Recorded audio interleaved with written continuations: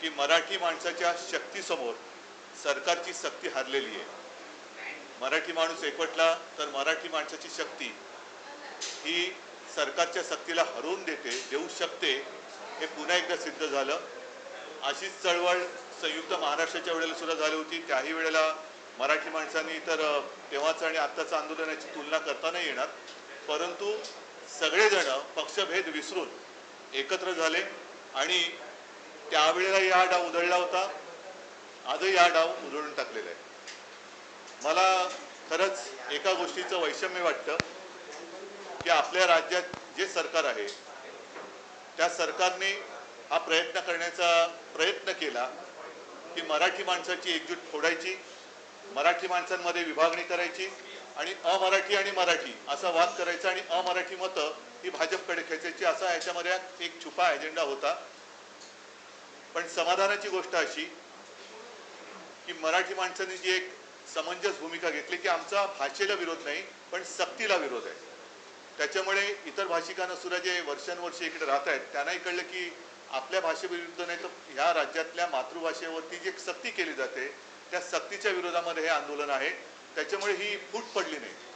या सरकारचा हाच प्रयत्न होता की मराठी माणसाची फूट आपल्याला लाभदायक ठरेल हे त्यांना कळलं किंवा वाटलं होतं, म्हणून मराठी माणसात फूट पाडायची. हे आता जे तुम्हाला सांगितलं तेच. आता आज हे आंदोलन केल्यानंतर त्यांना ही कल्पना नव्हती की मराठी माणूस एवढा एकवटेल.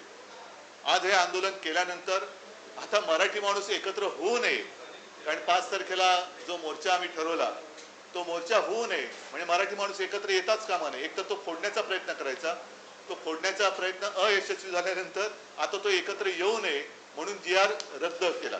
मग आता जी.आर. रद्द केला, कोणी जी.आर. काढला होता? ह्या लोकांचं म्हणजे पूर्वी मध्ये एक तो पिक्चर आला होता ना हरिश्चंद्राची फॅक्टरी, तशी भाजप म्हणजे खोट्याची फॅक्टरी झालेली आहे, अफवांची फॅक्टरी झालेली आहे. भाजप हा अफवांची फॅक्टरी आहे. अफवा पसरवायच्या, खोटं नाटक कथानक सादर करायचं, विरोधकांची बदनामी करून टाकायची आणि खोट्या मार्गाने विजय प्राप्त करणं हा भाजपचा एक आता धंदा झालेला आहे. आणि त्या धंद्याला आज मराठी माणसांनी चोख उत्तर दिलेलं आहे. माझी आता अपेक्षा नव्हे, माझा मराठी माणसाला आग्रह आहे की एखादं संकट येईपर्यंत आपण एक होण्याची वाट कशाला बघायची. एक संकट जे येऊ घातलं होतं, उंबरठ्यावरती होतं, आपण नुसतं एकवटतोय हे बघितल्यानंतर या संकटाला माघारी जावं लागलं. म्हणून ही जी काय आता जाग आलेली आहे ही जाग आपल्याला कायम ठेवावी लागेल. ठीक आहे, 5 तारखेला आम्ही या सक्तीच्या विरोधात मोर्चा काढणार होतो, पण 5 तारखेला हा मोर्चा आता जल्लोष किंवा विजय मोर्चा, आता मोर्चा किंवा सभा, त्याचं स्वरूप कुठे कधी काय असेल हे 1-2 दिवसामध्ये आम्ही सगळ्यांशी बोलून सर्वांना सांगू. परंतु मी परत एकदा सर्व मराठी माणसांना आणि या आंदोलनाच्या निमित्ताने एकवटलेल्या सर्व पक्षांना हात जोडून विनंती करतोय की आपण ह्या सक्तीच्या विरोधात एकवटलो होतो. ही सक्ती तर आता मागे घ्यायला लावलेली आहे, तरी देखील 5 तारखेला आपण मोर्चा काढायचा, सभा घ्यायची, कुठे घ्यायची, कधी घ्यायची, कसा मोर्चा काढायचा, हा सगळा कार्यक्रम 1-2 दिवसामध्ये सगळ्यांशी बोलून मी ठरवेन. म्हणजे सगळ्यांनी ठरवावा, सगळ्यांनी याच्यामध्ये सहभागी व्हावं ही मी त्या सगळ्यांना ज्यांनी आज याच्यात सहभाग घेतला होता त्या सगळ्यांना मी विनंती करतोय. आता त्या समितीला काही तसा अर्थ नाहीये, कारण सक्ती कोणाचीही समिती नेमली तरी सक्ती करू शकत नाही हे कळलेलं आहे. त्याच्यामुळे त्याच्यात सुधारणा काय वगैरे वगैरे ठीक आहे, सक्ती तर संपली. सक्ती हा विषय कोणाचीही समिती नेमली तरी ती होऊ देणार नाही. मग कोणी आणा, तुम्ही कोणाची समिती नेमा, सक्ती नाही होणार. मुख्यमंत्री म्हणाले की तुम्ही मुख्यमंत्री होता तेव्हा या संबंधीचा अहवाल घेतला, इतिवृत्त देखील त्यांनी त्यावेळेस वाचून दाखवलं आणि यासोबत ते असे म्हणाले की जी.आर. देखील तुम्ही काढला होता. त्यामध्ये मी आता काय बोललो, भाजप ही अफवांची फॅक्टरी आहे, खोट्याची फॅक्टरी आहे. जसं हरिश्चंद्राची फॅक्टरी आहे, तर त्याचं मी तुलना नाही करू शकत, कारण दादासाहेब फाळकेंच्या वरती तो चित्रपट आहे आणि होता, त्याच्यामुळे हे नाहीये. हे मी तुलना सहज एक गंमत म्हणून फॅक्टरी म्हणून बोलतोय. आता अफवांची फॅक्टरी हा एक चित्रपट काढायला हरकत नाही, त्याच्यासमोर पोस्टरवरती देवेंद्र फडणवीसांचं चित्र लावा, अफवांची फॅक्टरी. मुख्यमंत्री असं एक म्हणतात की राज ठाकरेंचा देखील हिंदी सक्तीला विरोध आहे, तर त्यांनी पहिला प्रश्न जो आहे तो तुम्हाला विचारावा पाहिजे. म्हणजे उद्धव ठाकरेंना हिंदी सक्तीच्या संदर्भात पहिला प्रश्न विचारा ना, विचारा ना. आपण पहिलं मुख्यमंत्र्यांना मराठी कळतं का म्हणून मराठी आम्ही सक्तीची केली. कारण तो जो वृत्तांत आहे ते आहे ना आपल्याकडे कागद, त्याच्यामध्ये नाही आपल्याकडे हा ज्याच्यामध्ये सगळे जी आर आता लावलेले आहेत आपण ते जी आर आहे. आणि तुम्हाला परत एकदा नीट सांगतो, मुळामध्ये ही समिती नेमली होती ती उच्च शिक्षणासाठी, आणि उदय सामंत त्यावेळेला उच्च शिक्षणाचे मंत्री होते. आता माशेलकर समिती नेमली का तर राष्ट्रीय शैक्षणिक धोरण आल्यानंतर ते धोरण आलं, त्याच्यावरती बाबा आपण काय करायला पाहिजे म्हणून एक उच्च शिक्षणासाठी म्हणून समिती नेमली. त्याच्यात प्राथमिक शिक्षक कोणीच घेतले नव्हते किंवा प्राथमिक शिक्षणाशी संबंधित असलेले कोणीच घेतले नव्हते. हा अहवाल मंत्रिमंडळासमोर सादर झाला, मंत्रिमंडळाला सादर झाला.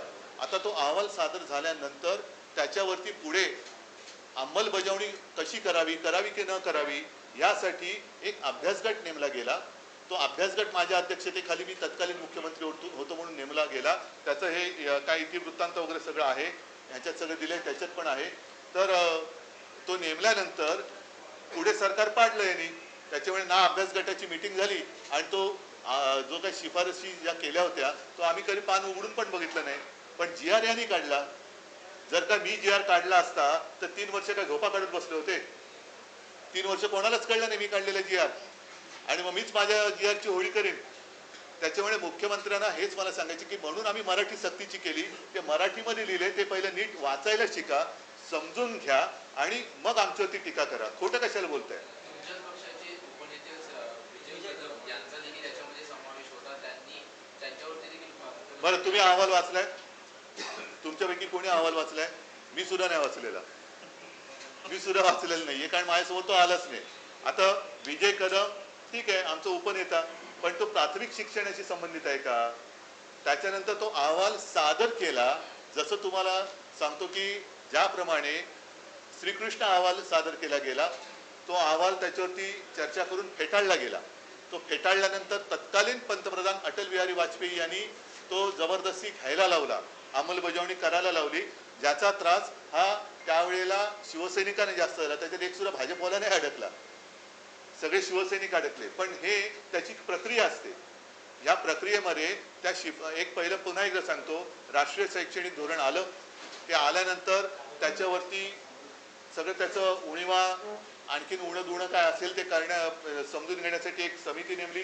माशेलकरांच्या अध्यक्षतेखाली उच्च शिक्षणासाठी ती समिती नेमली होती. तिचा अहवाल हा सादर केला म्हणजे दिला गेला. आता तो दिला गेला तो एक असतं किंवा तो सादर केला गेला, पण तो केला गेल्यानंतर त्याच्यावरती पुन्हा काही चर्चा करण्यासाठी एक अभ्यासगट नेमला. त्याची एकही बैठक झाली नाही. तो अहवाल प्रत्यक्षात माझ्यासमोर कधीच आला नाही आणि आम्ही त्याचं पानही उघडून बघितलं नव्हतं. आता प्रत्यक्षात तो अहवाल काय आहे हे बघण्याची मला उत्सुकता आहे, पण त्याच्यात काही जरी असलं तरी आम्ही हिंदी सक्ती होऊ देणार नाही. आणि ते त्यावेळेलाही माझ्या लक्षात म्हणजे वेळच आली नाही. सरकारच पाडलं ना गद्दारी करून यांनी. तुम्ही जीआरची होळी करण्याचा आदेश दिल्यानंतर तुमच्या शिवसेनेच्या कार्यकर्त्यांसोबत राज्यभरात अनेक ठिकाणी असं चित्र पाहायला मिळालं की मनसेचे कार्यकर्ते देखील त्या जीआरच्या होळीच्या आंदोलनामध्ये सहभागी झाले होते. 5 तारखेचा जर मोर्चा झाला असता तर दोन्ही ठाकरे झाला असतं तर नाही. 5 तारखेला कार्यक्रम होणार, मग तो मोर्चा होईल, सभा होईल, पण मराठी माणसाची एकजूट आता तुटू द्यायची नाही. म्हणून आता हे महाराष्ट्राच्या कानाकोपऱ्यामध्ये लोण पसरलेलं आहे. तर मी सर्वांना विनंती करतोय की आता ही जाग केवळ संकट आल्यानंतर उठून जागं व्हायचं आणि संकट दूर झाल्यानंतर आपण झोपायचं. आता झोपू नका. एकत्र आलो आहोत, एकत्रच पुढे जाऊ, आणि ते एकत्र येऊ नये म्हणून हा जी आर त्यांनी मागे घेतलाय. कॅबिनेटमध्ये शिंदेबरोबरचे मंत्री ते देखील नाराज झाले होते. ते म्हणाले होते का जी आर मागे घेतला म्हणून? कारण कारण ते लाचारच आहे, त्यांना त्यांच्या मालकांची गुलामगिरी करावी लागते. हे काय बाळासाहेबांचे विचार सांगतायत? उलट मी अजित पवारांचं कौतुक केलं मगाशी तुम्ही तिकडे विचारल्यानंतर. ते बोलले तरी, पण हे मिंदे कुठे बोलले? मिंदे कुठे बोलले?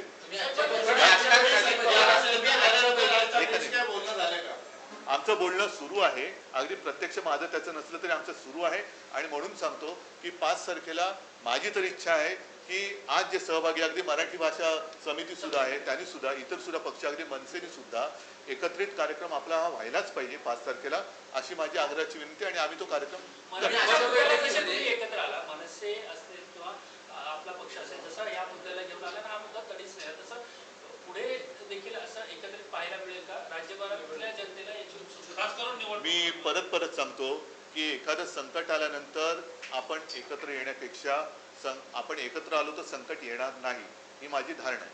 ठाकरे ब्रँड एकत्र येईल, ठाकरे ब्रँड 5 तारखेला एकत्र येईल, हे कुठेतरी त्यांना वाटलं असेल, म्हणून हे मुख्य कारण आहे. नक्कीच आहे ना. म्हणजे मी तुम्हाला परत एकदा सही करतो, पुनरुच्चार करतो की पहिलं त्यांचा हा अत्यंत कुटील डाव होता की मराठी अमराठी विभागणी करायची, मराठी माणसांमध्ये फूट पाडायची आणि आपली पोळी भाजायची.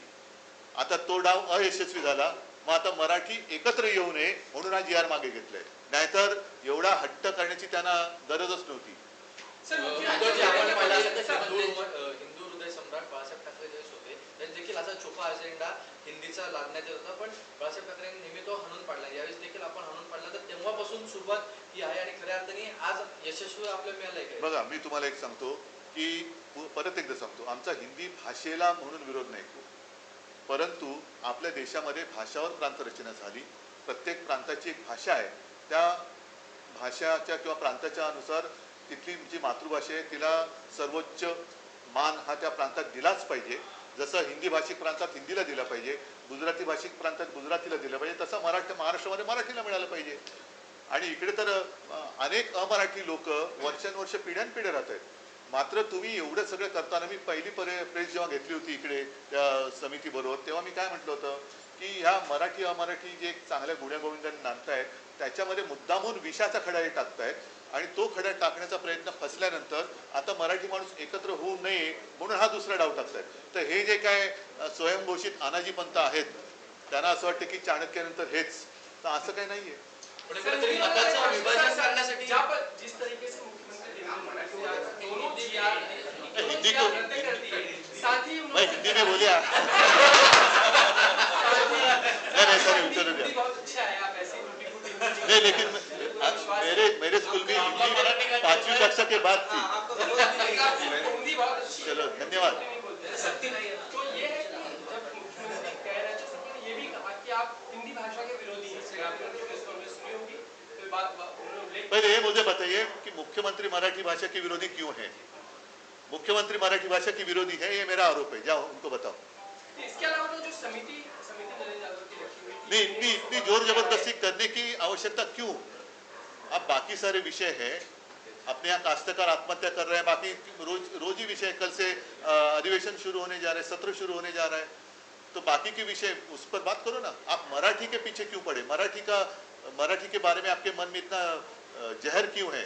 मुख्यमंत्री तो मराठी के विरोधी है, या शायद मैं ऐसा कहूँ तो गलत नहीं होगा कि महाराष्ट्र के जो द्रोही है या महाराष्ट्र के जो शत्रु कहना थोड़ा शायद ज्यादा होगा, लेकिन उनके ये गुलाम है क्या? शालेय शिक्षण मंत्री योग्य भूमिका शालेय शिक्षण मंत्र्यांना आधी खातं तरी कळलंय का काय खातं त्यांचं? का नुसतं खायचं एवढंच खातं असं वाटतं त्यांना? जो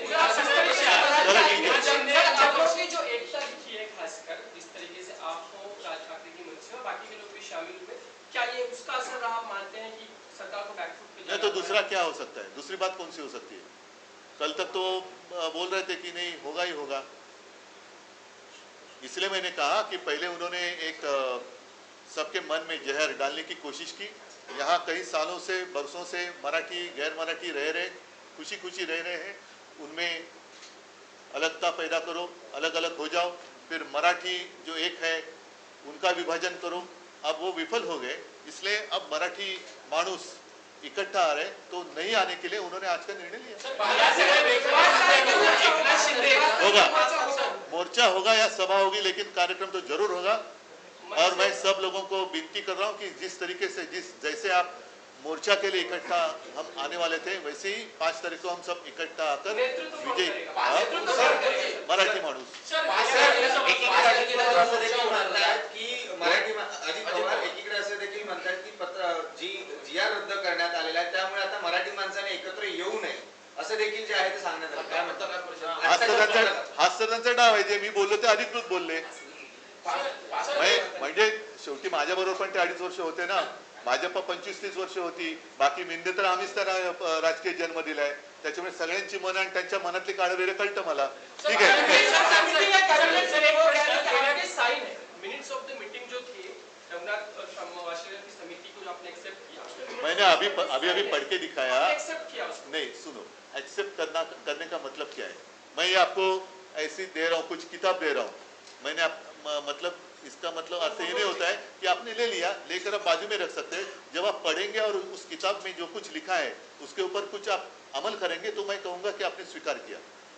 ये बात सच है कि जब राष्ट्रीय शिक्षा धोरण उसका नीति उसका अहवाल आया था, रिपोर्ट आया था, तो उसके ऊपर विचार विमर्श करने के लिए हमने एक कमेटी का गठन किया था डॉक्टर मशेलकर के अध्यक्षता के अंदर.